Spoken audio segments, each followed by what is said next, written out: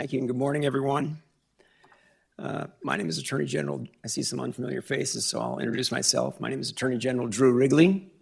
Others will be introduced as we go throughout here today, but I do want to note Chief Deputy Attorney General for North Dakota, Claire Ness. Also up here with us, Chief Agent Casey Miller from the BCI, and we've got a number of BCI agents here on the back wall, and I want to thank them publicly for the work across the last week in conjunction with so many others in law enforcement. And there's going to be a lot of that sort of talk in the days ahead, every bit of it very justified. We should begin this morning where we should always begin, in prayerful thanks, even at a time like this. Prayerful thanks with humble grace, and thanks for the peacekeepers, many of whom are here today, all of whom should know that they are remembered here today. We are this morning reconvening, the communication this week in the wake of last week's horrible Friday afternoon events. We were in here this week on Wednesday to talk about the heroic efforts, the life-saving efforts of police officer Zach Robinson. In the face of a savage attack, we concluded and announced that his actions were reasonable, his actions were justified, his actions were in all ways lawful. To which we would add courageous, to which we would add selfless. We want to caution you as we get started here today that this remains an active investigation. What we're doing today is a little out of the ordinary in that we're talking about this matter before the conclusion of that investigation. But for a variety of reasons, it's important that we do so, and I want to thank all the law enforcement leaders who are up here today, not all of whom will talk today, but we're all available for your questions. Please keep in mind also that this is the best information that we have as of today. I know things today that a couple of days ago looked a little murkier. We're going to answer the questions that we can answer. We're going to answer questions that we can responsibly answer. So that'll begin. There's going to be some photos up on the screen from time to time. I can tell you there will be nothing that will be ghoulish or along those lines. But we want to convey the best information that we can.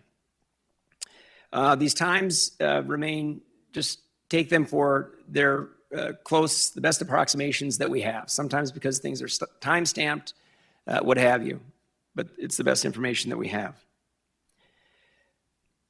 It's almost hard to believe, my first line looking down here, that such events can transpire in the wake of a fender bender. A fender bender in Fargo, North Dakota. 2:42 p.m., there's a two-vehicle fender bender on 25th Street South. The vehicles were proceeding south. They were just north of 9th Avenue.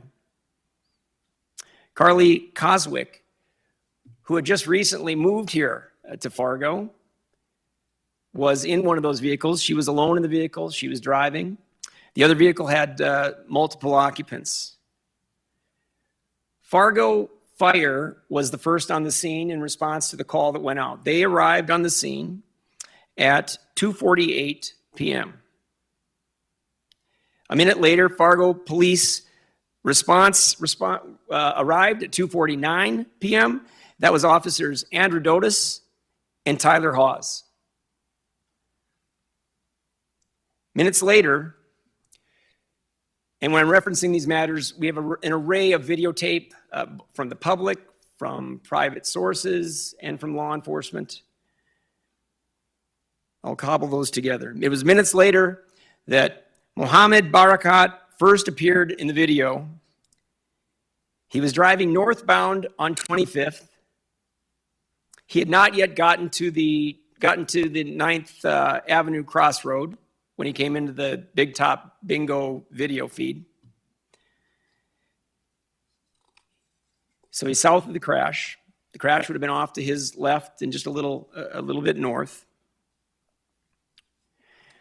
He took that left turn onto 9th Avenue and then immediately took a right turn into the parking lot that was just adjacent to 25th and where the crash was.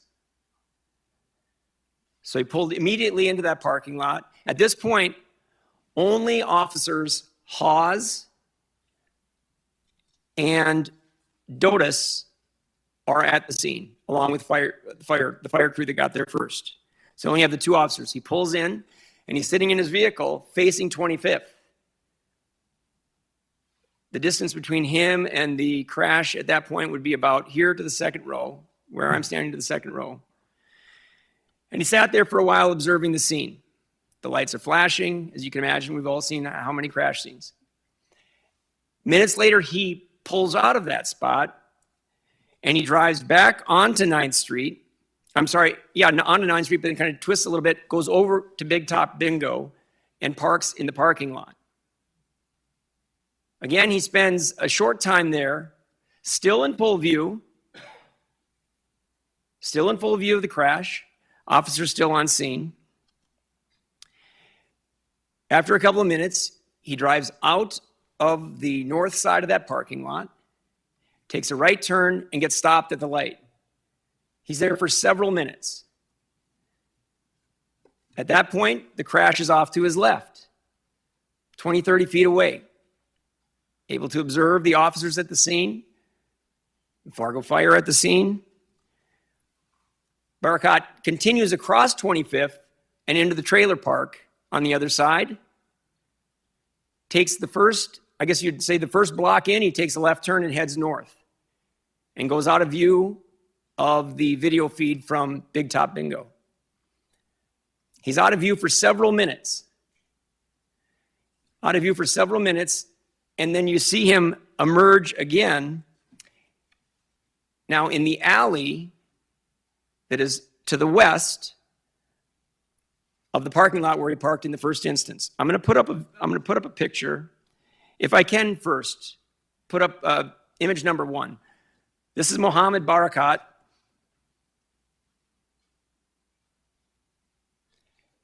You'll forgive the lack of resolution. It's from a video. It's the best we could do at this time. I'm working on other photos, and we'll have a request at the end of our proceedings today. Could you please go to item number 2? I'm just going to get you oriented on this. Bear with me, but I think it helps to have a picture in your mind. This is the overhead shot.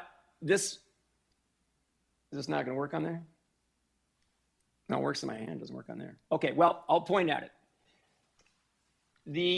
You see where the police cars are down here. That's where the crash, this is later on, everything's cleared. This is not during this incident, but this is where the crash took place, out on 25th. That's the parking lot. Just on the top of that is the parking lot where Barakat was parked. Actually, that's still his vehicle. The furthest one to the right is still his vehicle. This is sometime after. Then there's that building. It's a private businesses there. Big Top Bingo is off to the left.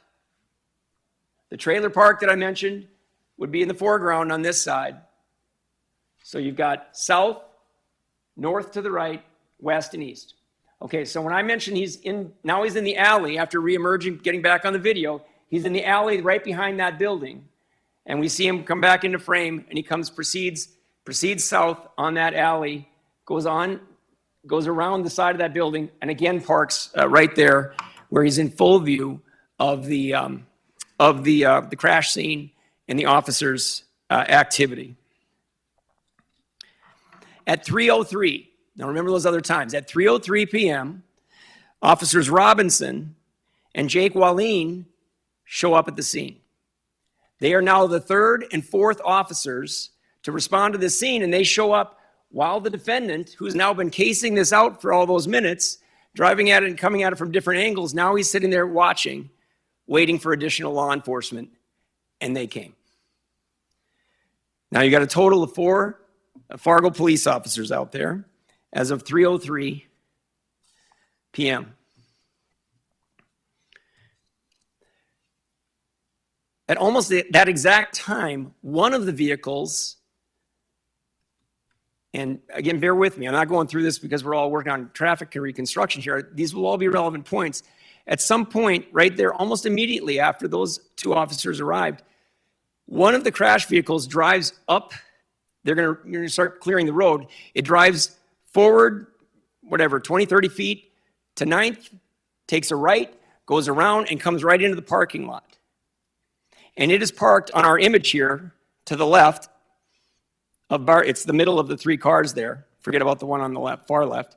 It's the middle of the 3 cars there. That's the vehicle that was run into. That was the furthest south vehicle that was run into and had multiple occupants in it. They parked their vehicle right there next to Barakat, who's still in his vehicle in the driver's seat, looking out. Incidentally, he has spray painted all the windows in the back of his vehicle. Nobody can see into it. From a distance, it would look tinted. Standing next to it, you'd realize there's something else going on here. I can't see in there at all. But nobody noticed anything out of the ordinary, and they wouldn't have any cause to. The police are handling their site, and the defendant's just laying in wait inside that vehicle. The individuals in the crash vehicle, they get out. Now, they want to look at the damage to their vehicle. Get out. They've got their cell phones out. They're taking pictures, I suppose making calls and talking behind there, waiting for police to come over and talk to them. Carly is on the sidewalk. She's on the sidewalk almost directly in front of where the defendant's vehicle is facing. She's down on the sidewalk. Her vehicle remains out in the street. That's important in a moment too. At this point, and I'll get in a minute, we're not talking about much time having gone by here. A lot of activity, but not a lot of time has gone by. At this point, 3 Fargo police officers make their way up from the street, up into that lot, and start walking toward the crash vehicle to talk with those individuals. But remember, that will then require, they'll have to walk past Barakat's vehicle, and he's sitting in there. The windows are open. The back is, you can't see into the back. He's sitting there. And when they first start walking, I'm, again, estimating 30, 40 feet away. They can't see into there and see that lying next to him on the seat is the double magazined .223 long rifle. That's Police Officer Jake Wallin, Police Officer Andrew Dotis, and Police Officer Tyler Hawes. Officer Robinson remains in the street. He remained in the street because the fire truck was going to be pulled away and going to be leaving, and his concern was there'd be too much space that was open there, and he was worried that someone would come along, go into the turn lane, and maybe we'd have another accident. So he walked around. He was on the other side of Carly's car, just waiting for what was going to come next, and he's going to go back and move his police vehicle up. But as officers Wallin, Dotis, and Hawes started to make their way to talk to those other people, they're getting closer and closer to Barakat's vehicle with the open window. We're not releasing today the body cam videos. We will be in the fullness of time. When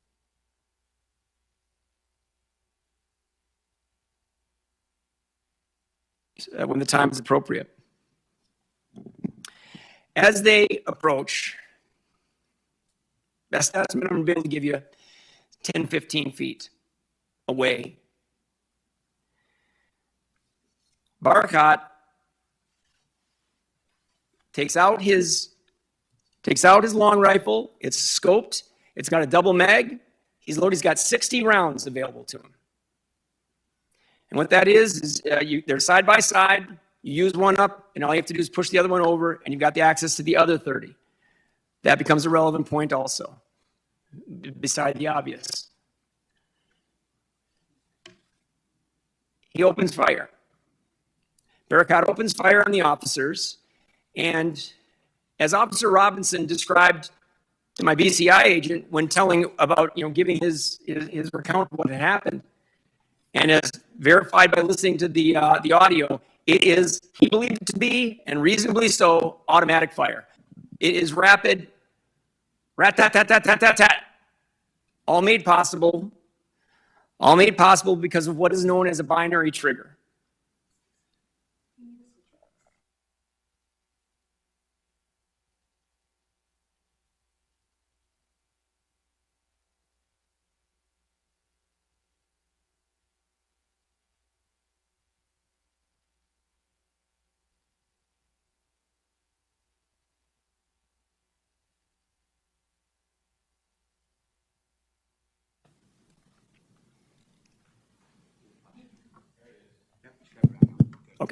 Thank you. That's right.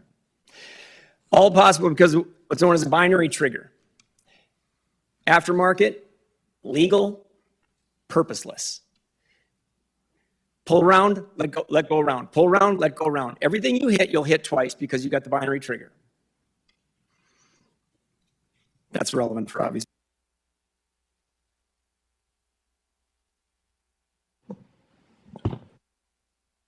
It appears that Fargo police officer Jake Wallin is the first struck.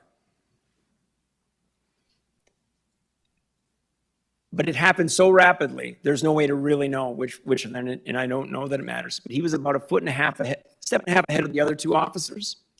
But in rapid succession, Dotis and Hawes are hit. All of them are hit. None of the officers even has so much as an opportunity to turn, to crouch, to grab for their service weapon, nothing. It's that rapid. They drop, drop, drop.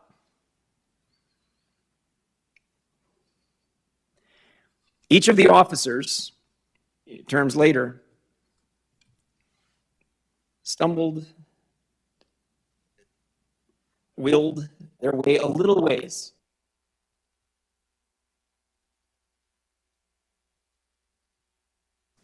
In the wake of the shooting.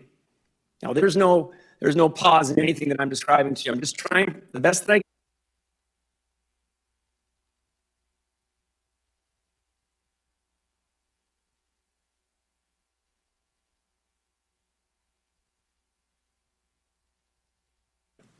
Rapidly run around to the other side of the vehicle and do the only thing they can do. They're crouching for their lives. They're crouching for their lives over behind the vehicle that they've just been in this accident with. Officer Robinson, who's out on the other side of that vehicle, God bless him, I'll tell you. One of the things he asks our investigator later, did I remember to call it in? Yeah. Calm. Calling it in. Shots fired, knowing he's the last officer. He doesn't call that in. There's no knowing what happens next. I mean, if he doesn't get that called in before something happens to him is what I'm saying. Calls it in, stands up, and immediately engages. Having no idea, especially in light of all the rapid fire. He has no idea how many weapons he's facing. No idea. No idea. About 1.5 times, I would say, between myself and Mike McFeely, about 1.5 times that distance, back here in the purple shirt.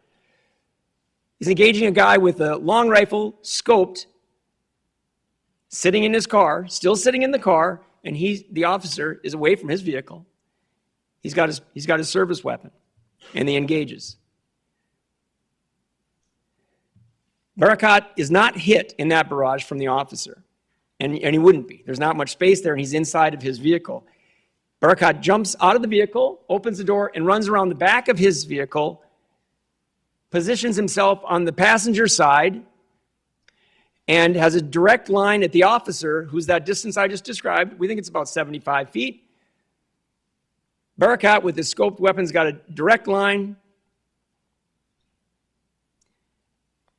Officer Robinson is obstructed by the crash vehicle, maybe to his waist, and he's firing direct on. At some point, again, this is all instantaneous. Carly does what any of us would do. She tries to take cover. She was on the sidewalk, remember. She runs to try to get behind a tree. It ain't much of a tree, but it's something. She makes it a couple of steps. The defendant sees her moving, so intent is he with his murderous resolve. He sees her moving. He goes off of the officer and comes over and shoots her. Again, striking his victim with multiple rounds. She's down immediately, severely injured. In that instant, when he turned mildly profile, Officer Robinson, and he says, when he's talking to the BCI agents days later, he tells them, he knew he'd popped off several rounds when Barakat was in the car. Now he's got him around. He knows he's standing up. He sees what's happened. He knows he's got officers down. He knows he's got the civilian down. knows he's got other civilians just off the side, and he tells himself, just squeeze. Careful, careful, squeeze. And he does. He hits the long rifle and incapacitates it. I don't think he'll tell you he was aiming for the long rifle. He's aiming for center mass, but he hits the long rifle. It's incapacitated, and he also hits Barakat. But Barakat's far from done. He takes the round, and he goes down. Now, Robinson comes from around the vehicle and is closing. At great peril to himself. Again, remember, he has no way to know if there are other gunmen, and this one's still moving. 16 times between there and the end of this whole, 16 times he directs the defendant to raise his hands, and the defendant does at one point with a 9mm in his hand that he's trying desperately to charge.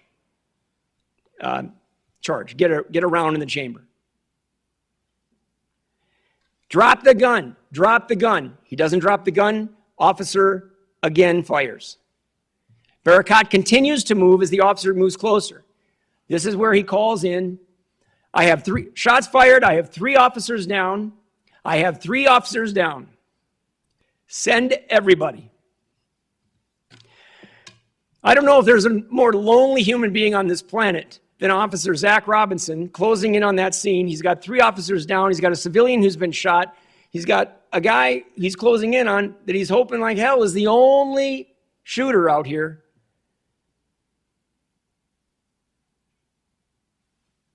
Officer Robinson continues up through the grass toward Barakat's vehicle. He goes to the driver's side to keep the vehicle between himself and Barakat. Still, no other officers have been able to respond. This has happened so rapidly as they go along. I should have mentioned, and I didn't, it was 2 minutes. 2 minutes from when Officers Wallin and Robinson arrived at the scene.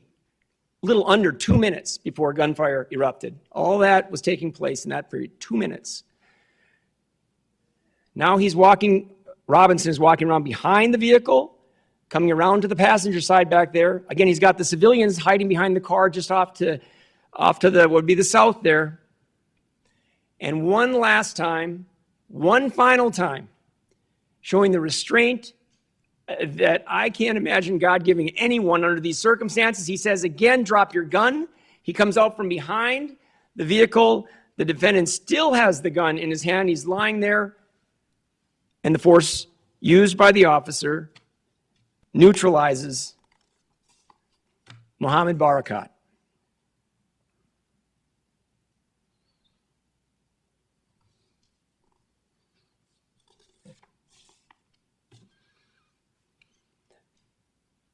When you're watching this, from the moment that the shooting starts, and especially in hindsight when you know the weaponry that Barakat had in that vehicle and in his hands. He had 2 handguns on him, including the 9mm I just referenced, and he had the long rifle. It's difficult to overstate how dramatically, especially at that distance, how dramatically outgunned police officer Zach Robinson was. And you're going to have to rely on my recitation for now, but you'll see that body cam video in time, and I know we'll all agree. That man was never outmanned.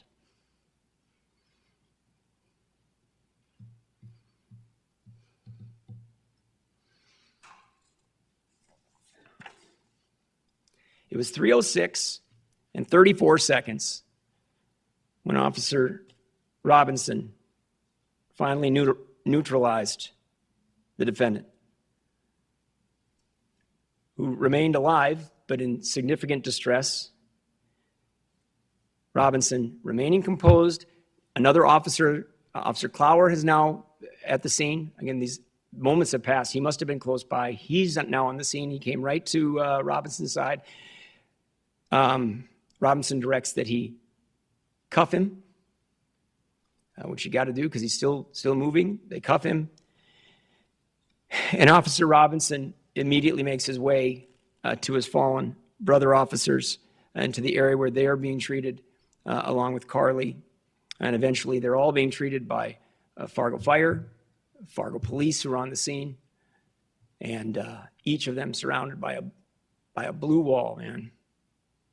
People around them literally encouraging them to live. Stay with us. Stay with us, Andrew. Saying his name, squeezing his hand, massaging his shoulders, doing everything they can. Robinson's right there too. All the fire and rescue people.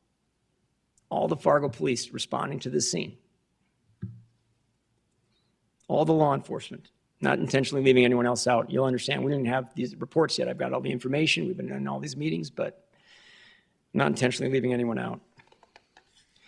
It would be horrific enough if this were the end. If that was all we knew, and that was the end of these horrible events in the wake of the fender bender on 25th Street South. Officer Robinson and the others, it would be heroic enough if we only knew that he had so courageously stood our enemy down.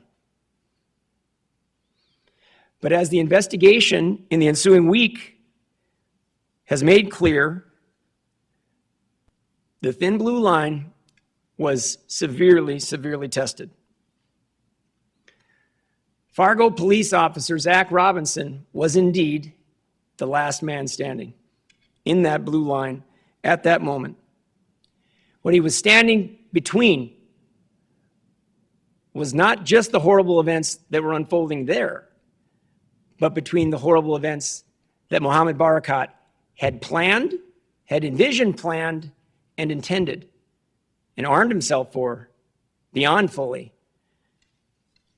that day. In the wake of these events, law enforcement was moving rapidly, and I thank all of our law enforcement partners. We had tremendous help from the North Dakota Highway Patrol, the Sheriff's Office, the other police departments, the FBI, federal law enforcement. My friend Max Schneider, our U.S. Attorney, is here today, and he's going to be talking a little bit too. Search warrants. We quickly ascertained what his residence was. We had to get into the vehicle. Law enforcement got eyes on the vehicle, realized when they look in the back, they got a situation on our hands. The bomb squad was called in at one point, and the bomb sniffing dog hit on the vehicle, as it later hit on his private residence in South Fargo. I'll get in a moment to some of the items seized in the vehicle, but I wanted to say that the search warrant was attained in federal court later that night, and the search itself took place in the late night, morning hours the next day. First, the vehicle. If you could put up photo number 3, please. This is Barakat's vehicle. See, positioned exactly where it was, unmoved from the events I just described.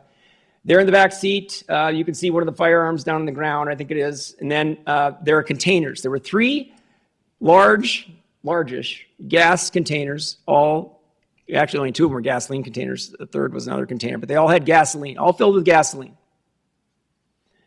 They find in the vehicle 2 innocuous-looking propane tanks you might have for your Weber grill. But what they discovered was that they were filled, one completed at the top, the other one halfway up, with explosive materials concocted at home, purchased lawfully, compiled in his home. 2 of those in this vehicle. Switch to photo number 4, please, quickly. Yeah, just real quick. There's those items. Simple looking canisters for the gasoline, and then the 2 propane tanks as well. Item number 5 we showed you the other day. We'll show you that quickly. This was a self-styled hand grenade. Works, by the way. Fuse lighted. That was in the vehicle as well. And then go to item number 6. These are the items seized from the vehicle at the scene of these atrocities.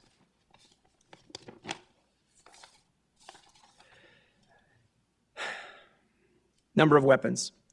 A .380 semi-automatic handgun, remained in the vehicle during this event. 9mm handgun, utilized as I described. I don't have a better way to describe this. An AK-styled rifle, not used in this event. Well, used, right? I mean, it's in the vehicle, though. And then the 223-round weapon used by Barakat to kill Officer Waleen and injure the others. Also at the scene, 40 caliber handgun. That was on the defendant as well, in addition to the 9mm that he was brandishing. And then there was another 9mm in the vehicle. So you got a total of 4 handguns, all semi-automatics, and 2 semi-automatic long rifles. Sorry, 3 semi-automatic long rifles, 1 and only 1, and the one he picked with a binary trigger. Search warrant conducted at the residence in the aftermath. A variety of items. The FBI was kind enough to carry out those. Kind was just a bad choice of words, Mac. I didn't. We appreciate it very much. The FBI sat on the residence, waited for the search warrant to come through. Mac and his team were working on it that night, got it signed by a federal judge, and they went in for the search the next day.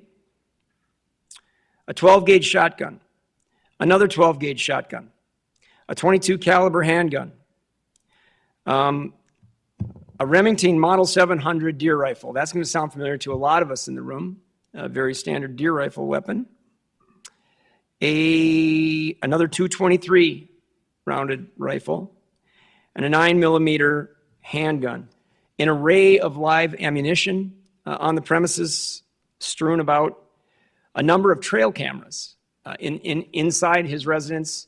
And there's maybe also in his storage garage or the garage along with the unit, but there were a number of these trail cams. Several phones and 1 computer and a variety of grenade parts. Those items are all seized, obviously, in relation to this investigation. In the next days, the forensics investigator experts with the BCI, I see some legislators here in the room, you just approved 4 more of these. This is why. They are expert, but there are only so many of them. And thankfully, we had the folks to get right on this. They worked around the clock on these computers, understanding that we may have a situation where there are other proximate dangers that we need to address immediately. I cannot thank them enough for their tireless work. Tireless isn't the right word. I'm sure they were tired, but they weren't sleeping, and they were getting through this on all of your behalf.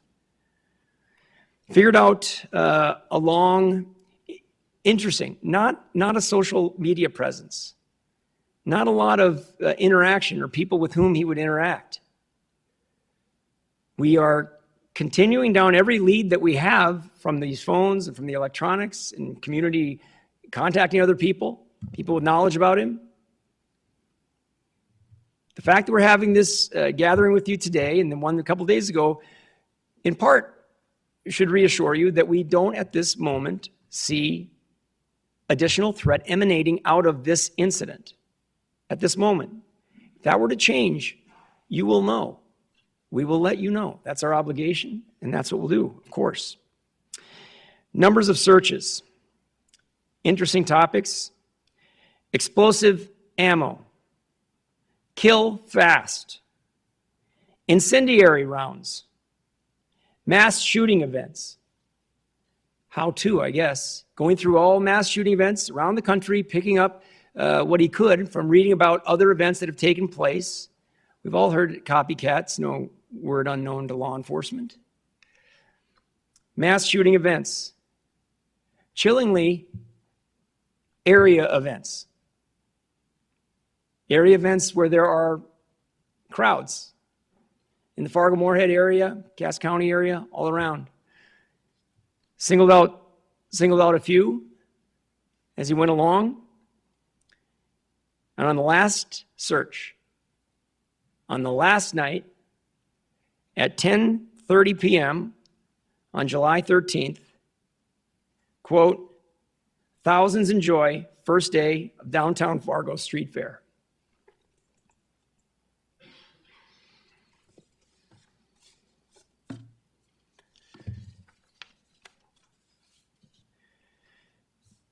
There have been inquiries about the why. What's the motive? I've been in and out of law enforcement for 30 years.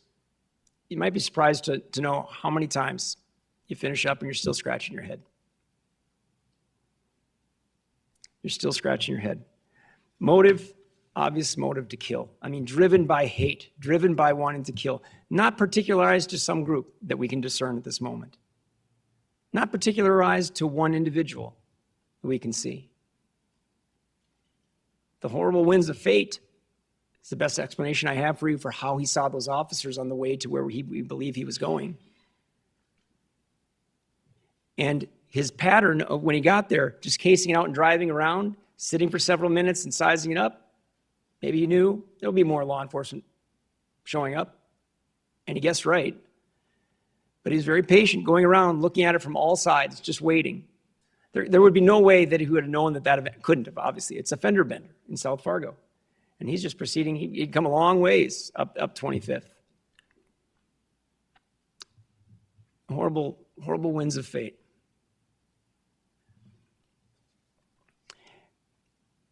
In an instance like this, I'm not a mental health professional, and I'm not going to pretend to be one. But officers who lived through something like this, who maybe they responded as fast as they could and they couldn't get there fast enough. Others. The officers on the scene who were ambushed so completely, they had no ability, no moment, no instant to even reach for their weapons. Wondering, what else could I have done? Should I check that? What else should I have done?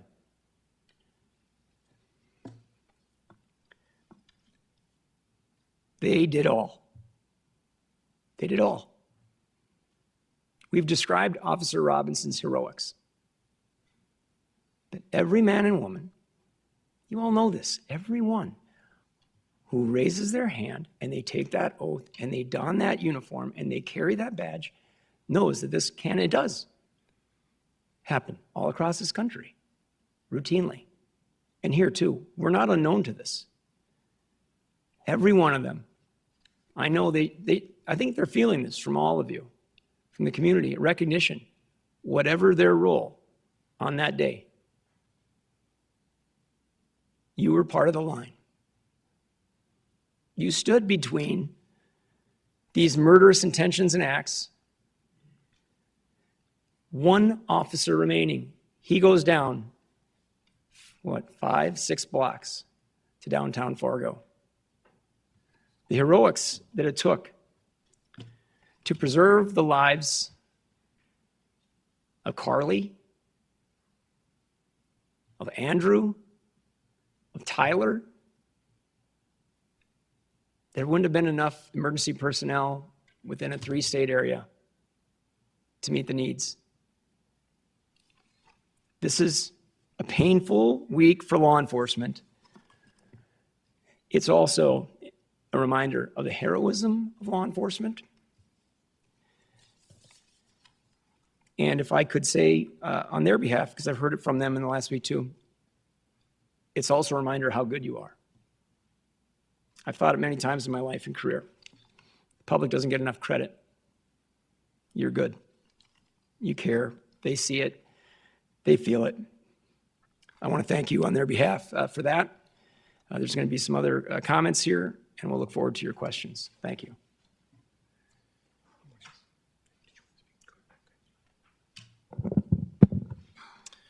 Thank you, Attorney General Wrigley. My name is Max Schneider. I'm the United States Attorney for the District of North Dakota.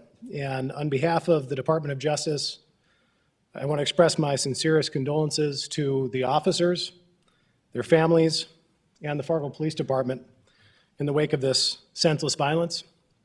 And I also want to share our deep gratitude for the heroism of the 4 officers and the courage and selflessness shown by Officer Zachary Robinson, whose grace under unimaginable pressure averted further tragedy as the Attorney General described. I want to speak today to the extent that I'm able about the efforts of federal law enforcement undertaken since last Friday. And I also want to touch on the efforts still to come. Let me first say that there is no daylight between federal law enforcement and our state partners when it comes to responding to this terrible crime.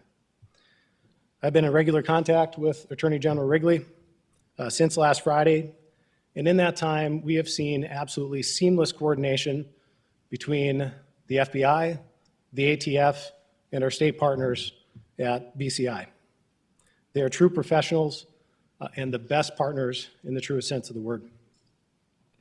Last Friday, ATF agents from the Fargo field office responded to the officer-involved shooting within minutes of the incident. As has been discussed today and earlier this week, as shown on the screen, the deceased suspect was in the possession of an absolute arsenal of weapons and explosives that were with him at the scene at the time of the shooting. ATF has since conducted crime gun intelligence queries and analysis, interviews, and provided technical resources towards this investigation. And ATF continues to work closely within its areas of expertise with the FBI, BCI, Fargo Police Department, and other investigators. They're working to determine the motives of the deceased suspect, as well as to identify any co-conspirators. Likewise, the FBI's Minneapolis field office swiftly responded to the scene last Friday. They provided immediate assistance to the Fargo Police Department and to BCI. The scene was thoroughly assessed by the FBI, and responsibilities for the ongoing investigation were divided amongst the agencies on the scene based on their areas of respective expertise. As the investigation progressed, it became evident that the judicial process would be necessary to gather further evidence. Therefore, within hours of the shooting, the United States Attorney's Office, working with the FBI, obtained a federal search warrant for the deceased suspect's home. Pursuant to that warrant, the FBI began a search of the home alongside our partners at BCI, which also continued to investigate at the scene. As the Attorney General mentioned, FBI agents tirelessly searched the suspect's home through the early morning hours and into the day on Saturday. And while searching the residence, FBI agents came across a significant amount of evidence, as you've heard discussed today. That included the electronic devices that were described by the Attorney General. These electronic devices were lawfully seized and shared with BCI for the purpose of conducting an examination. Those devices and the other items recovered for evidentiary purposes are currently undergoing meticulous examination and evaluation. As our investigation continues, the FBI remains fully committed to working closely with our local, state, and federal partners. It's understandable and completely justified to want to know why. Why did this senseless violence happen? What could possibly motivate someone to ambush young officers in the line of duty? How could murderous chaos and this type of evil arise on a familiar street in Fargo, North Dakota? A week after this horrible tragedy, federal law enforcement agents are working around the clock with their state counterparts at BCI to find answers. And as that investigation continues, I want to be clear about three things. Number one, after an aggressive review of the evidence thus far, we have no reason to believe the public is in further danger. Number two, even at this early stage of the investigation, if there was clear evidence of motive, we would share it. And number three, when this investigation has been concluded and no stone is left unturned, we will update the public as we are able. That will either be at a briefing like this one, or it will be through our filings in court. In the meantime, federal law enforcement will continue to work closely with our partners at BCI on this important investigation. And we'll continue to hold the officers, their families, and the Fargo PD close in our hearts.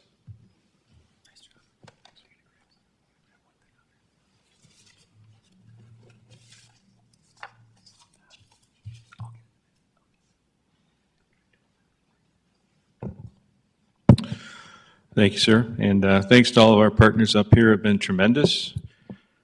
We have worked seamlessly with all of them and our community. We're very appreciative for those efforts. I want to provide a little bit of happy news to you in terms of Officer Dotis and Hawes. Yesterday, they were both able to stand up out of their beds briefly, which is miraculously very good news and a blessing for all of us. Very happy about that. They continue to have a significant road to recovery, not insurmountable, but we need those continued thoughts and prayers for them and their families who have gone through tremendous horror here in the last week. So I wanted to let everyone know about that, and as soon as they are in a position, we're excited to get them back with the rest of the team and the family and go from there. So that's a little bit of good news in all of the chaos that we've had to deal with. The other thing I'd like to reiterate, in knowing a little more about this now and listening to the Attorney General, it was clear that this individual was a calculated, insidious, murderous individual, dead set on hurting, killing as many people as possible. He had the intent, he had the commitment, he had the means. But for the intervention of our courageous and brave Fargo PD personnel. Zach Robinson, obviously without doubt, courageous, the last man there to prevent war from happening. But all of our officers, Jake Willeen, likely the first person hit. That would seem to me to make a lot of sense based on his fatal injury. He took that bullet that someone else in our community might have otherwise taken. Andrew Dotis, Tyler Hawes, took other bullets that other people in our community would have otherwise likely taken. And so I don't want it lost on anyone that all of these folks, including our firefighters who were out there in a very dangerous situation, did the very best they could to keep all of us safe.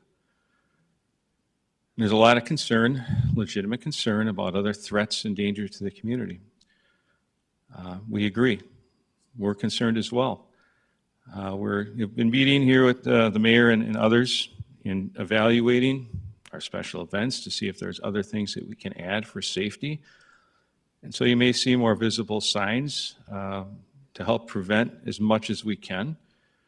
And there have always been and will continue to be other things that you don't see, but rest assured that our personnel are out there in many ways, both physically and from an intelligence platform, working with our state and federal local partners to make sure that we're doing everything we can to prevent harm to our community and allowing you to go out and enjoy a beautiful city, entertainment, spend time with your family without fear of that type of activity occurring.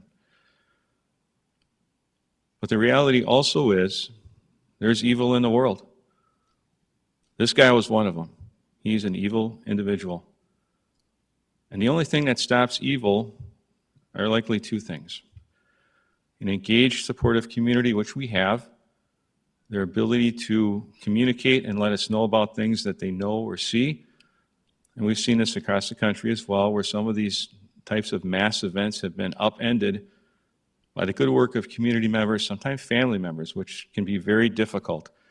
When the person is a member of your family, but you're seeing this and you know this isn't right and bad things might happen, we encourage that interaction. The only other option is the courageous intervention of our law enforcement personnel. And that's what happened on July 14th, and we should never forget that. We avoided, I think, a major catastrophe here in our city. And it's still a very big tragedy, the loss of Officer Willeen, Officers Dotis and Hawes, who are injured. That's going to be with us for a while. And then the heroic efforts of Officer Robinson as well. So, and think about all the personnel from Fargo PD who responded to this. giving life-saving efforts to their colleagues, right? So tremendous work by the fire department. I just want you to know that we are safe. This is a safe city. But evil's out there. We're doing our best to look for it and prevent it. We appreciate your help in that effort as well. Thank you.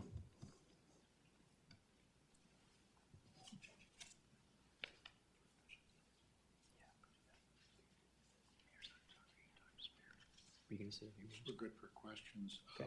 Just one thing. Yeah. For Jake Welling, we're going to have a funeral on Saturday in his hometown area.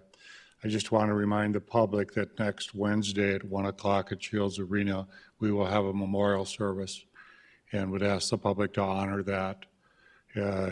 Jake just started for our force, and sometimes it's hard to know all the wonderful things about the young man, but I think if the community can reach out and attend that, that would be tremendous. I appreciate all the GoFunding that people are doing for our officers that are wounded.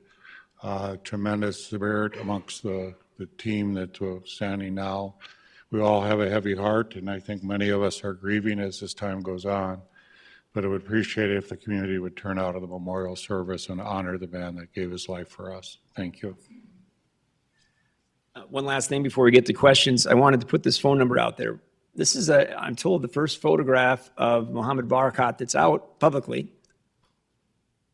I thought I had seen something in the earliest days of this, but it was internally with some reports. And so this photograph is out. We're going to find something with better resolution.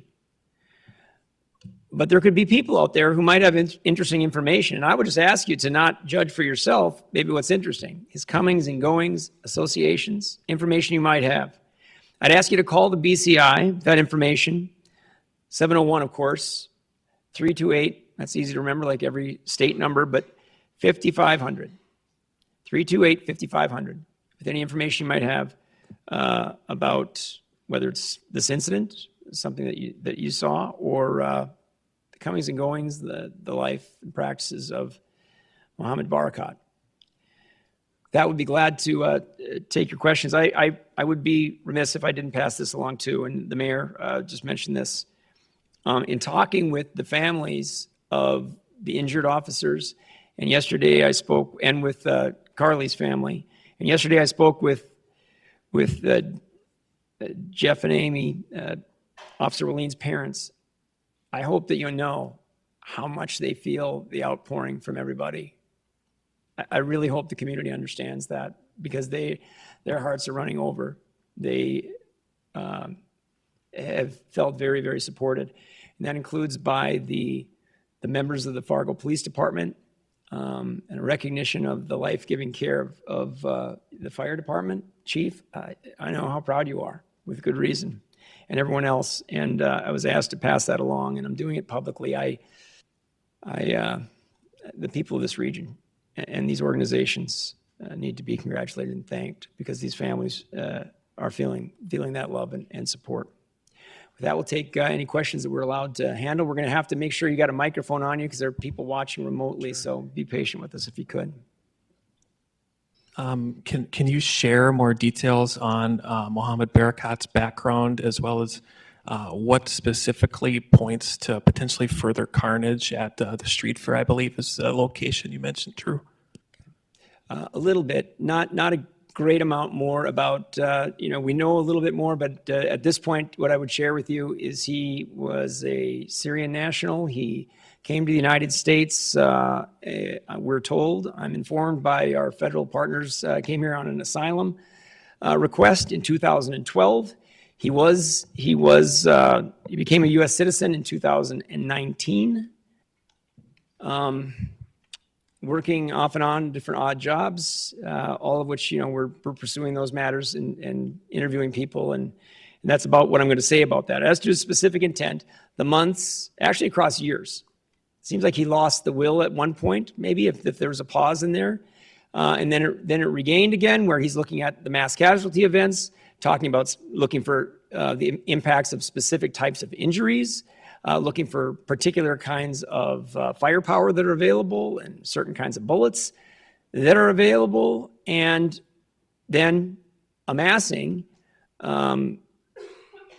this weaponry at all, and then moving significant amounts of it into his vehicle that day, including the last minutes. We've got video of him going out of his place with a suitcase in which he's got, more weapons, more rounds.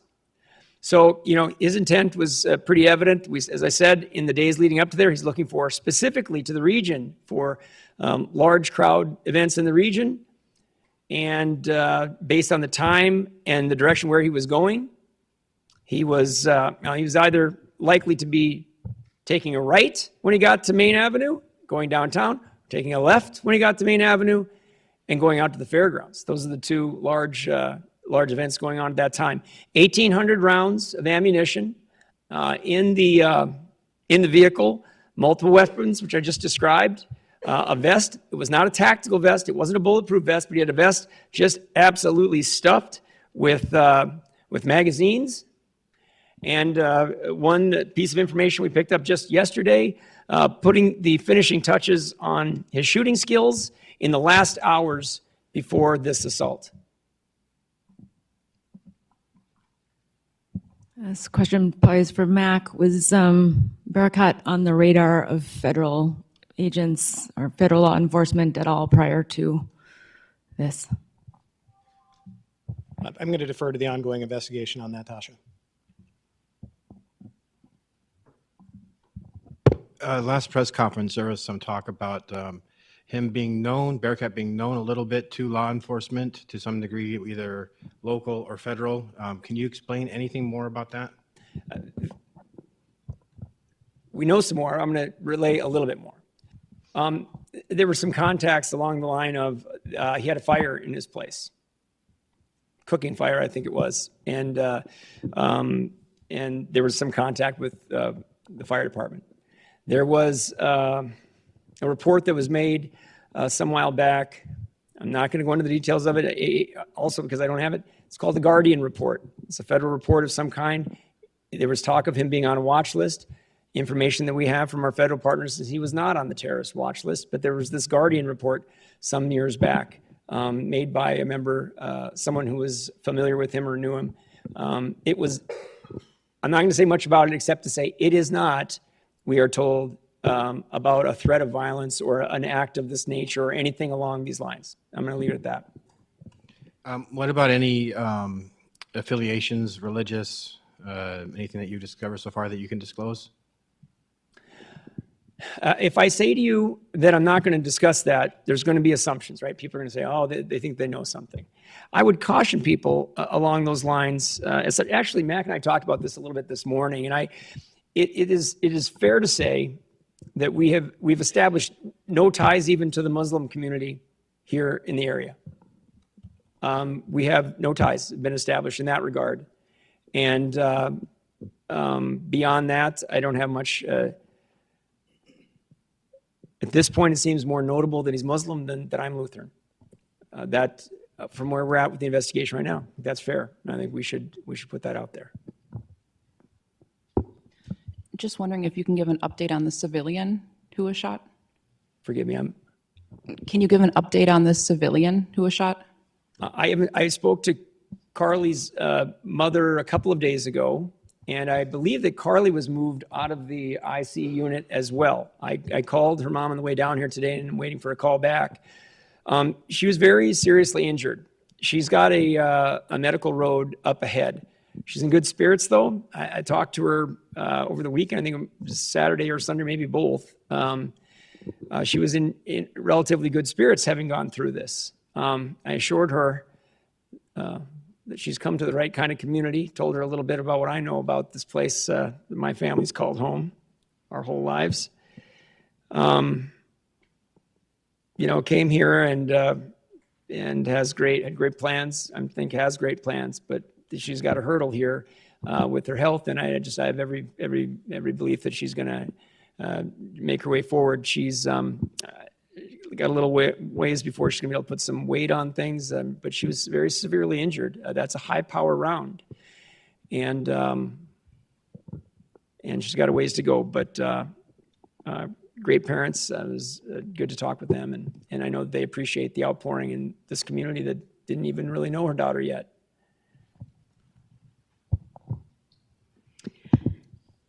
With Barakat having seemingly no online presence and the fact that he didn't seem very connected in the community, maybe wasn't communicating with people via cell phone much, what other, are you looking into, or are others looking into some other means of communication he might have been using? And if so, what would those be? Like perhaps the dark web or something to that? I'll just leave it at the perfectly reasonable question, and I'm just going to leave it at yes. I mean, all pursuits are on. I mean, everything that they find when we go into the phones, I mean, those are a roadmap to your life, right? The phone, and get on the computer and see what that presence is. Everybody's got some presence. Everybody's got some footprint. And, you know, you just keep going through financial documents, financial records, anything that you can find. Having spent 10 years as the United States Attorney here in the state and 30 years in and out of law enforcement, you'd be surprised sometimes at how just amazingly resourceful federal, state, local, tribal law enforcement are in pursuing any and all avenues based on the evidence that they're finding as they go along. When I mentioned the scant presence on social media, I mean, I thought I was the only person in America that never had a Facebook account. He just doesn't have that we can see now. Doesn't mean there never was. No, you never know. We're going back and looking around for others. But we're a week into this, and it continues. Maybe I missed this, Attorney General, but how far back does the timeline go when he was searching out different methods of mayhem, and how long back does the acquiring of weapons go? About the weapons, Mike? How far back, when did he start compiling the weapons? And how far back did the timeline go of searching? How long was he preparing to do something? Okay. The searches I know go back a few years. Chief Deputy Ness was just looking at it again on the way over here. Do you remember the furthest year back on the searches? The ones that we had, it was 2018, but that's preliminary. Okay. Yeah, I think you heard her. Preliminarily, the furthest back that we have is 2018 that we see on those searches. But again, do we find more? I don't know. And as for the firearms, to our knowledge, what we've been informed by our federal partners, they're all purchased lawfully. And I don't know if the U.S. Attorney has information along those lines that you can share for how far that goes back, but we have reason to conclude that it goes back a little ways. Okay. Yeah, go ahead. Yeah, the ATF has not concluded their investigation on that. You can be assured they're looking into whether any component parts of these guns were illegally provided or things of that nature, but it's ongoing, Mike. And then do we know why he stopped at the incident to harm the police officers? Is there evidence in the search of his computer that he had something against police officers, or what do we know there? That's a good question. To the first part, we don't know, and I think it was just happenstance. As I said, how could he possibly know, anyone know that there was a crash on 25th, and he happened to just be proceeding down that way and had been for quite some while. We've got video of him being on 25th quite a ways south. So he just happened upon that. But his intention, we've described where we get to that, and he gets to the scene and he starts casing it out in the way that we described. And forgive me, Mike, I know there's a second part to that. You said a second part to that. Beyond I said, is there evidence in his search of a dislike or hatred of police officers? Still preliminary. We don't yet have anything. There's not like some screed against the police. There's the federal authorities are going through some they need to use some language experts, foreign language experts, to go through a couple of items around there. Maybe we'll see something, but nothing online so far, nothing on the phone so far, nothing that we can gather from the community. We've talked to some family members. No, nothing along those lines yet. Not foreclosed at all. And one more, you said that in the propane tanks there was explosive materials, so was there not propane in them, and were they filled with something else? Sorry, thank you. Another good question, Mike. Thanks. I didn't mention that in my remarks. Should have. The bomb squad seized those items, and they have detonated those items. And it was quite dramatic. I mean, anyone who's familiar with substances like tannerite, which are ignited by a high-power rifle, this is a full canister full of it. One is full and one is half. They've been detonated. I've reviewed that evidence, the video evidence and everything else of it. Quite dramatic explosions, and of course they disintegrate the metal encasement of the tank. So that was easily detonated explosive device, and he had the means by which to blow it up anytime he wanted to. And so that remains an area, obviously, of interest in tracking down the where, when, why, and the how isn't very complicated, like I said. What can you tell us about Bearcat's history prior to coming to the U.S. in 2012? As a state law enforcement official, I don't have access to the information about that, and I don't know that that's something the U.S. Attorney can speak to. I know as having been the U.S. Attorney, I know U.S. Attorneys don't like being spoken for, so I'm not going to do that. Yeah, and not to sound like a broken record, but that's part of the investigation. To that point then, has anyone spoken to his family, and are they in the United States? And if you have, did he make any comments to them about these events? We have spoken with, he has some family in the United States, I'll leave it at that. They do not live in the area. They're outside of the region. They have been spoken to. It doesn't sound like a particularly close communication pattern between them, and no information that I can give to you right now, not because I'm holding it back, just nothing to share along those lines at this point. But those communications will continue as part of the investigation. Can you say at all, perhaps a message to the Muslim community here? Because there is some concern and worry that just given the name, that there may be some sort of tie. And while a motive is unclear, or you have said it doesn't seem he intended to be tied to any particular group, again, there is some concern. I don't have the perfect thing to say along those lines, except to caution people about that. I mean, we would be sharing if we had something particularized. I think I made a comment before that probably speaks to that better than anything else. At this point in the investigation, I find his Muslim faith no more notable than my Lutheran faith. We have established and been told about and seen no ties between him and the Muslim community here, and saw nothing in the online search to this point. You know, we've all read about people being radicalized, all of those things. And perhaps people can forgive the impulse or whatever, I don't know, the impulse to wonder. But if and when that becomes part of this, that will be shared. But we're sharing with you now what we know and what we've seen. And I stand by my early comment repeated right now. Question for Drew first, and then Mac. Were there any Muslim or Islamic faith-related materials recovered at the suspect's home? Recovered from his home? Yeah, were there any? I mean, is there a Quran? Is there Muslim? You know, it sounds like you're assuming he was of the Muslim faith and saying it's not necessarily related to the crime.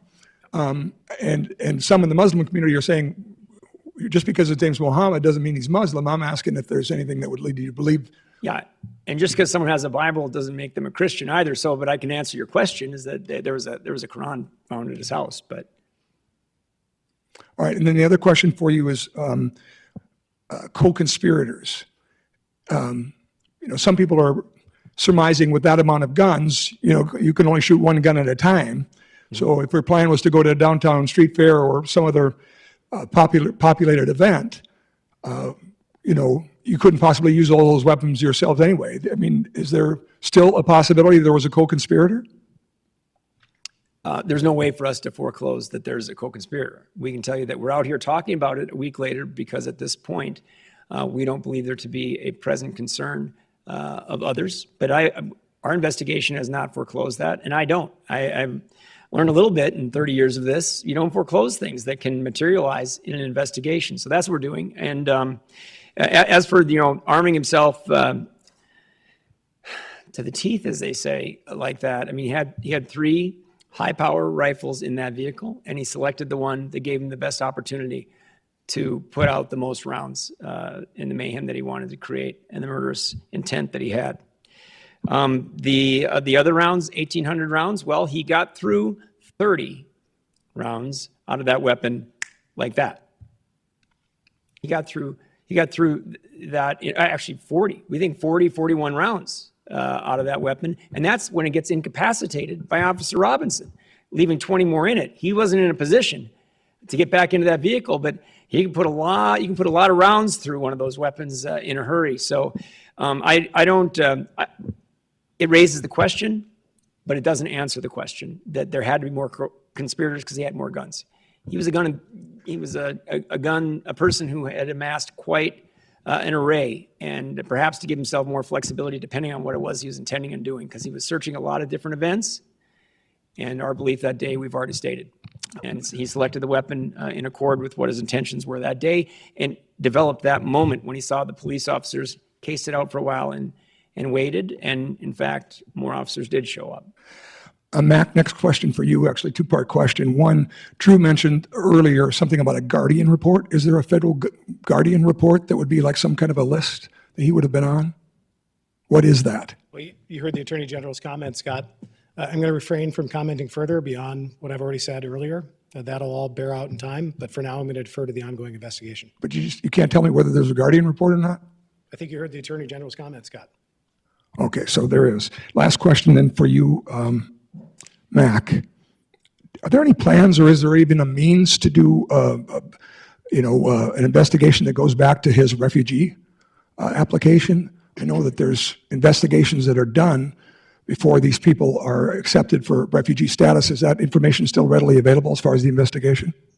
I'm going to answer that a little bit indirectly. I have full faith that the FBI, working in conjunction with the ATF and our partners at BCI at the state level, are going to conduct a completely thorough investigation. That investigation is going on right now. It's being conducted aggressively and intensely, and we trust them to follow all appropriate leads. So was this an act of terrorism? Was there some orchestration behind it, beyond the terror that was offered? And my question would pertain to how quickly the federal warrant came. And Mac, I'm curious if the Department of Homeland Security is part of this. A couple of questions in a row there, Joel. I'll do my best to answer them. With regard to motive, if we had clear evidence of that, we would share it. We would absolutely share it. The state of affairs is that the investigation is ongoing. ATF, FBI, BCI, they will all be looking into the issue of motive. What was the second part of the question? How fast was Is the it warranted? Department of Homeland Security involved in your investigation? I remember the second question, that was the third one. Well, the second question is, when you look at this, the federal warrant came right away. That's not always so easy. Well, it is easy when you have dedicated people like our partners in the FBI and the talented career assistant United States attorneys and support staff in the U.S. Attorney's Office. Okay. We wouldn't think to do otherwise. That was One more. Did the murderer work out of Hawley, Minnesota? And if he did work out of Hawley, Minnesota, why can't we have a more clear picture? Why can't there be a more picture, or a picture that shows him more clearly if, in fact, Mr. Attorney General, your investigation has shown that and there was the opportunity, for example, for him to be on a website? Sorry, my phone's here. In addition to us going through and trying to find a photograph the other day, I got the message from you about the provision that you believed, or some believe might supersede those DOT provisions, and we looked into that. I'm not sure that we agree. But I do want to get it out, though. I mean, in fact, if we can get it out today, we want to. A higher resolution picture would be better. You can't live in a community like this and not have some people have some familiarity with you. So we're going to do that. And I would, in maybe the next couple of hours, we can to get that out. Mac has an excuse. He works for somebody. I guess I don't. I'm not sure. So we're gonna probably move ahead and be able to get that out. It's something that Mac and I have discussed a bit here in the last days, and absolutely just bear with us for maybe for another couple of hours. We want to get this one out now, but that's what we've got right now. But did he work out of Hawley, Minnesota? I don't have anything for you on that. I don't have anything to say for you on that. We've had some contacts with different businesses that he's worked at over recent years, and those are ongoing discussions, and I just don't want to alert people to that, and that can obstruct an investigation pretty quickly when people start getting other people coming to them, and it can undermine our efforts, so we don't want to do that. Is there any evidence that points towards Bearcat intentionally creating a diversion?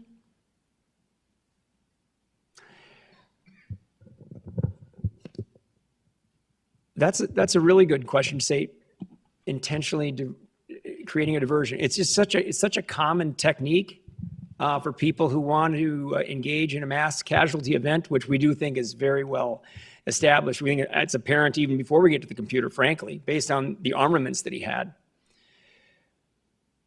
Then when you get into the searches, you realize it's a topic of interest to him, and not because he wanted to be a first responder. He was looking at events out there, sizing them up all around. He had interest in researching that all around, not just in the region at all. We haven't had one for him to read. So, but to know it with certainty, like I know the names of my 3 children, no. Pretty common in law enforcement. You can't climb inside their brains, and people don't, write it all down and out.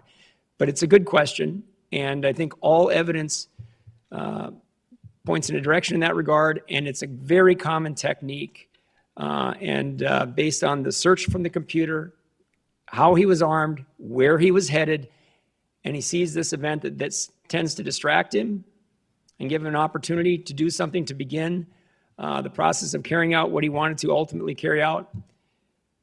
I said it before, the horrible winds of fate sometimes. But those events fell into place and fell into his path. Can someone just clarify what exactly, in general, a Guardian report is? I don't even know. I got to tell you, I literally had never heard the phrase before until last Friday night.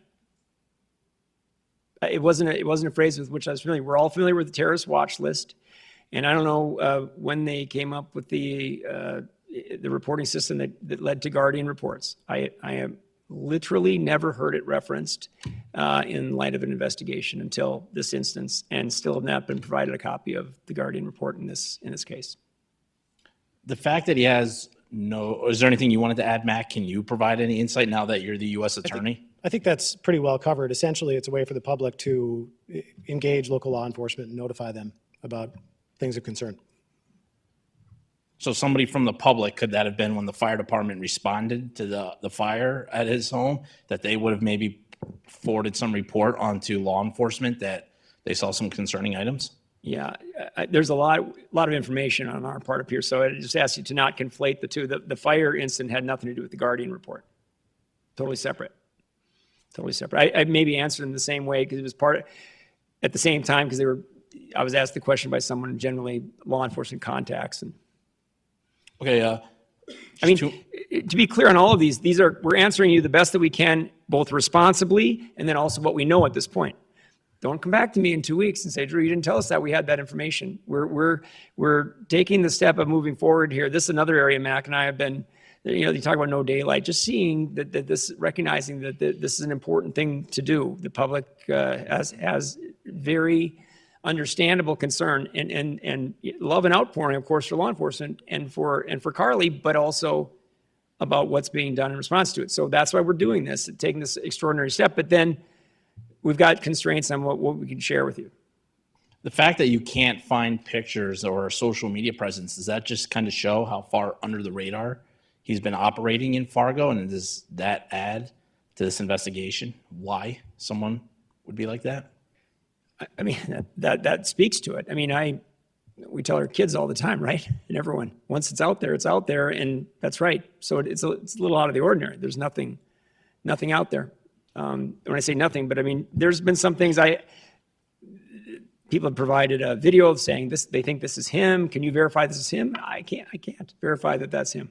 Not because I'm being coy, I look at it and I don't know, we all change with weight gain, weight loss. We don't know on those matters. We may know in a few weeks. We may have some of those answers. Right now, you've got the image that we've got, that with the resolution that we've got, to Joel's question, both a day or two ago and now, we're going to try to get that DOT picture out. Who thought, right? I mean, we've all got our driver's license. We're showing it to everybody, and there's all sorts of legal hurdles, and we'll try to move that out too. And just one last question here. You said it appeared on his internet searches he lost the will. Can you elaborate? No. Was he planning something years ago? Or what did you mean by those comments? No, I just meant that it wasn't a steady stream of like every other day he's going online and finding it. It seemed like he went along the lines of looking, there was a little more intense search period, and then it abated for a while. And then he rejoined the effort to gain knowledge about mass casualty events and so forth. That's all. It's just a reading of the tea leaves that are provided by the search history. Drew, you and Mac touched a little bit on the forensics. It's kind of a detailed phone question, but was he fairly active in texting and calling this past month? I mean, did he have a lot of contacts that he was in communication with days prior? I've said pretty much everything I'm going to say about that at this point, other than to just say with the information that we have right now, I would characterize it as not very active. Okay, and then Mac, you said the forensics being done on writings and language. A lot of people talk about manifestos in cases like this. It doesn't sound like there was one, but is there writing you guys are examining, stuff that he had maybe written online or just emails, what have you? Yeah, that's all part of the ongoing investigation.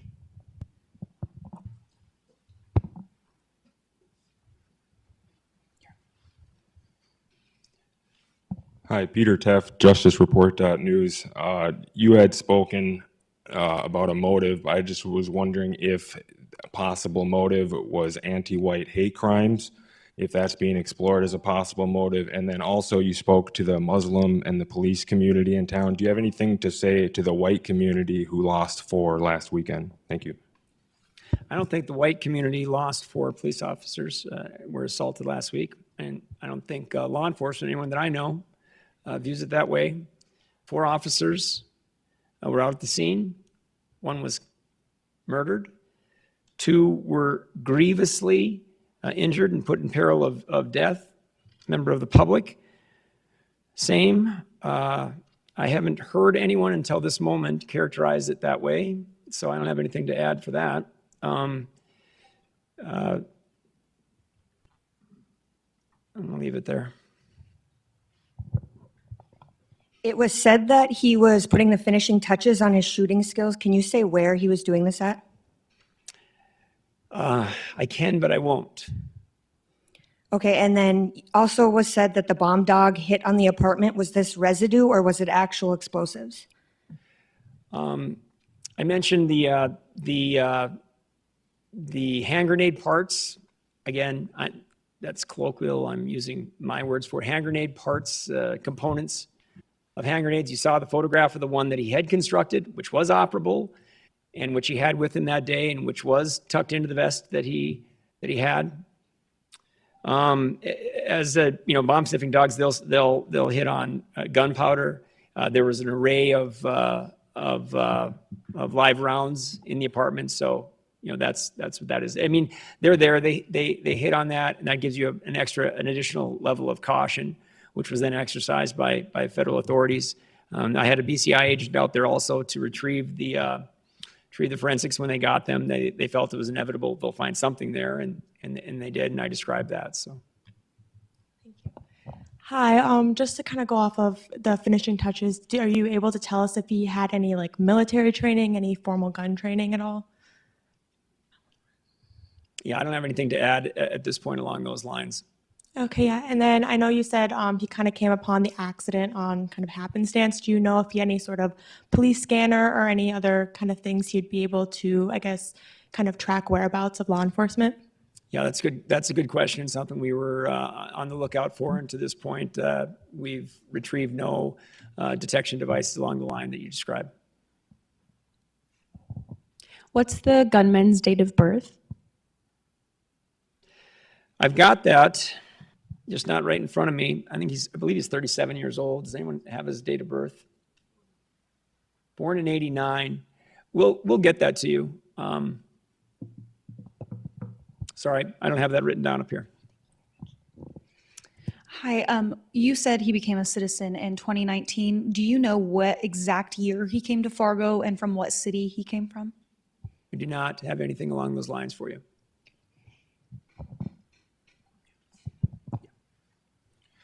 So my question is a little in regard to the firearms that he possessed. You said he worked kind of odd little jobs here and there for multiple businesses. His collection was rather large. Is this something we think, he was able to amass in a short amount of time, or was this kind of a spread out collection of firearms and ammo, and kind of where do you think those funds came from? Logical question. It's not one I'm going to address right now. We will eventually. The idea of guns aren't inexpensive, obviously. And the time period within which you purchase them and how many different places you go to, all of that is of interest, of course. And it's being looked into, but it's not something I'm going to share right now. Just a question rather than an event of opportunity. It became apparent that we heard over the radio commentaries that he was seen on Broadway, maybe looking it over, seeing where there might have been a place of opportunity. Is there any truth to that? I don't have any information on that, and no information along that line has been made available to me.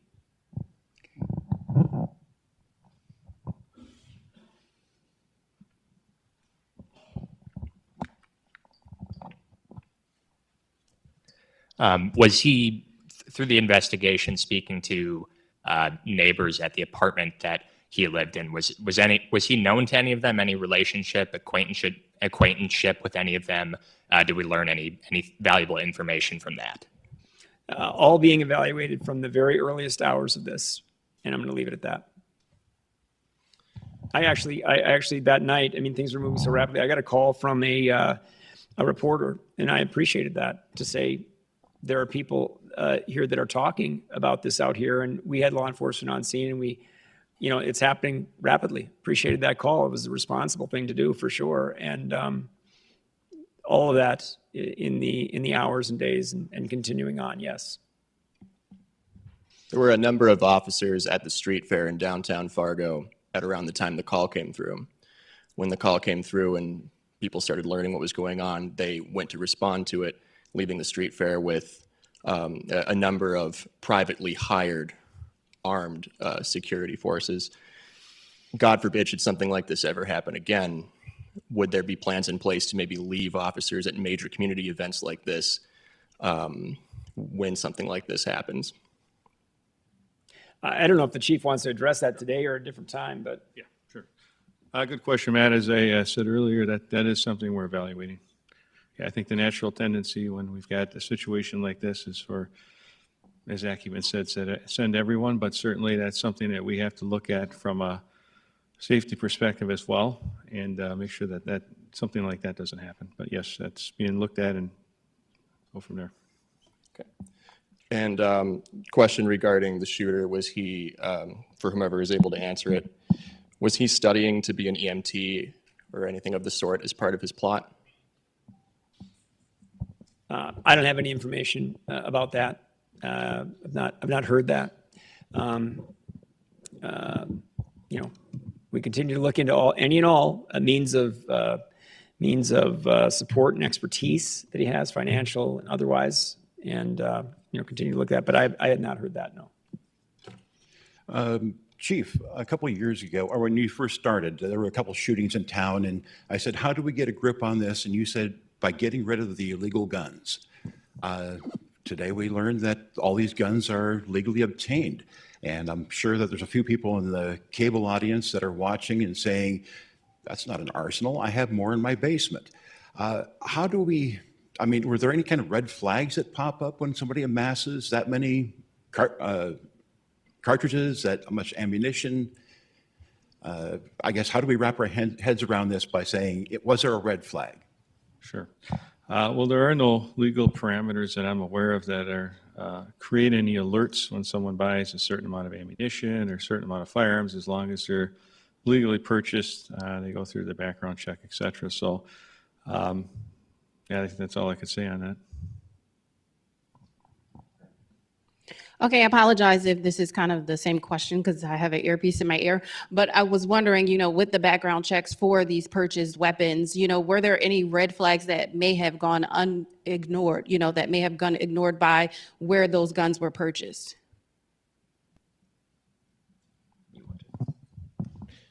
That's certainly something that is within the jurisdiction of ATF, but which again is continuing to aggressively and thoroughly look into this. Mr. Wrigley, do you feel that binary triggers should be banned in North Dakota? And if so, would you offer any legislation in the upcoming session to ban those triggers? Yeah, forgive my naivete on this topic. I learned of this mechanism first time in my life meeting with my BCI agents in the wake of these events last Friday, Saturday, and Sunday. I have done a little searching, found no meaningful purpose. I can't find one for it. You can't uninvent the wheel, as they say. It exists. It is purposeless. I may have just made up a word, but you know what I mean? I can't see like what it would do.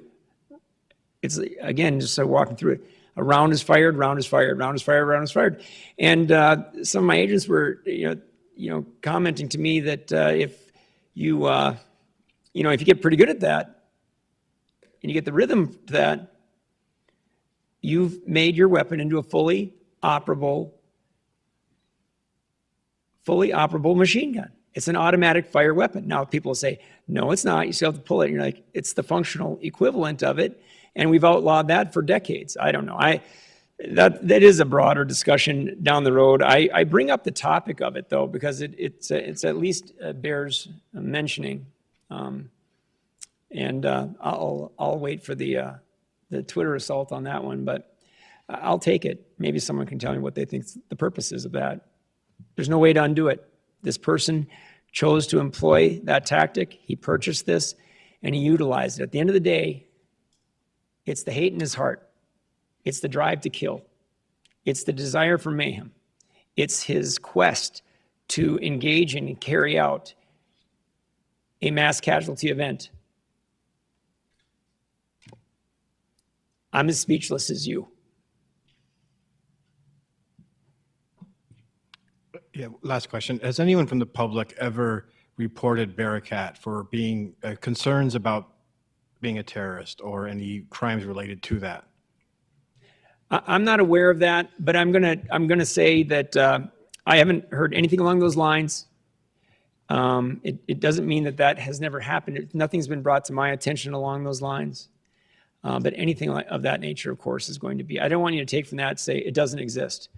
We're a week into the investigation. We've had BCI agents, Sheriff's Department, Police Department, every federal agency, neighboring law enforcement, state, local, working on this, but it's a week still in, and we'll see where that goes. The U.S. Attorney mentioned that up ahead, we're going to come back out and share what we continue to see in this. It's a moment of public interest and not just curiosity. It's important interest, and so we'll share that information as we get going up ahead. I have every reason to trust and believe that the federal law enforcement authorities involved in this are being candid with us and forthright about what they know. I don't have a reason to think otherwise, and that's how we're proceeding. I think we're kind of getting to the point here where we'll wrap it up, but if there's a couple more. Just curious, given his lack of a helmet, a bulletproof vest, other defensive items, did he expect to survive this or not? Just curious what his intent was for his own life or safety. I have one indication one indication that to me indicates that he did, or that he hoped to. A means by which he would check to see if anyone had been to his apartment in his absence. He had a couple of different techniques that he employed in that regard, and they were employed in this instance. I'm not going to tell you what they are at this point. I might later, will later. Don't say might, I will. Those are the only indicators I have along those lines. And I'm wondering if what happened here is part of a larger federal investigation. I believe Chief Zabolski said on Saturday he had spoken to Merrick Garland, the FBI director, as well. And I know we have FBI, ATF here. Is Washington, is the focus here, are the feds in Washington, is Homeland Security, any of those agencies directly involved as part of a larger investigation? I'm going to give it to the chief quickly, but I'm going to answer one part, having been both a federal and state law enforcement official.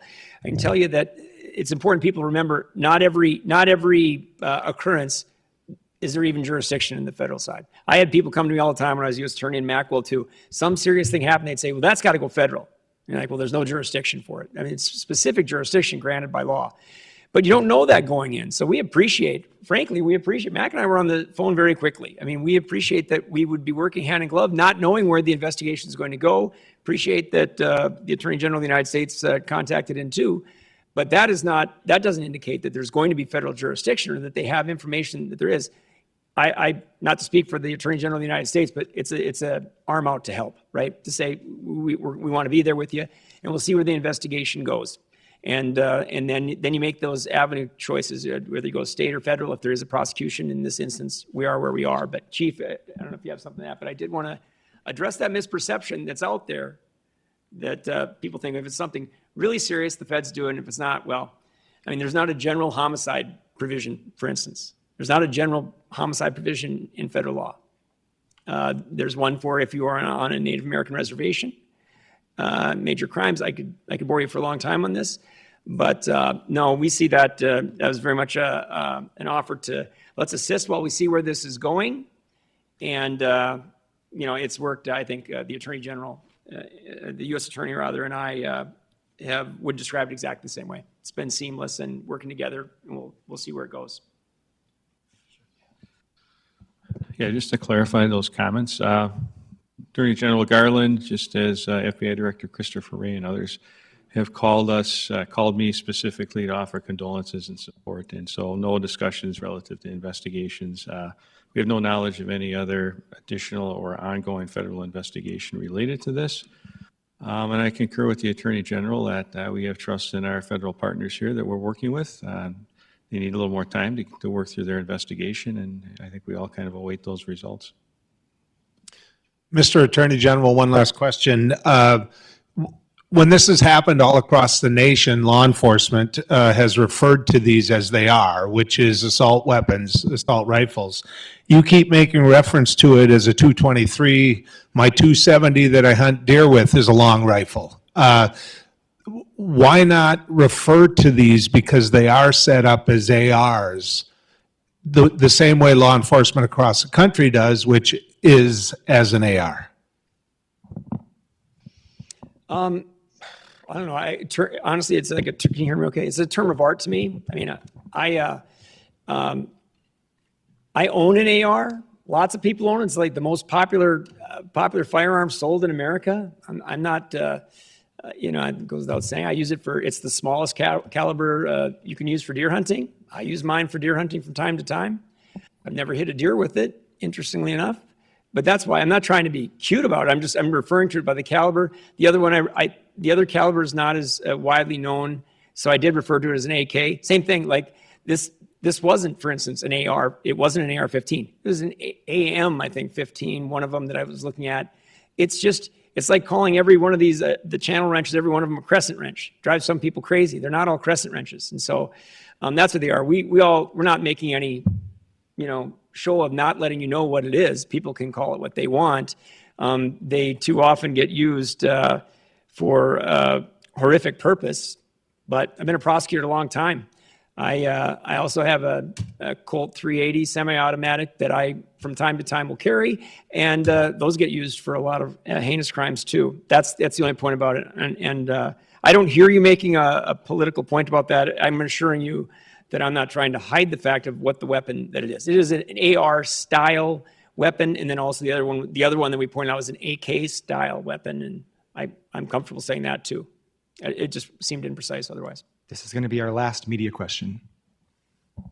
Kind of a two-parter. The first one, can you at least kind of maybe generalize how he was getting explosives and guns and ammo, whether it was through places of employment, through the mail, purchases at various gun shops across the region? And I'll let you answer that first, and then I'll follow up with a very simple question. I can't. Not because I won't. We're still looking into those matters. To this point, early on, we believed it to be so. It's remained so now. In one word, legally. And the investigation, obviously, it appears to be very complex. Any rough timeline, how long it will take to put this full puzzle together? I realize things will pop up, but any idea? Are we talking months or even more than a year?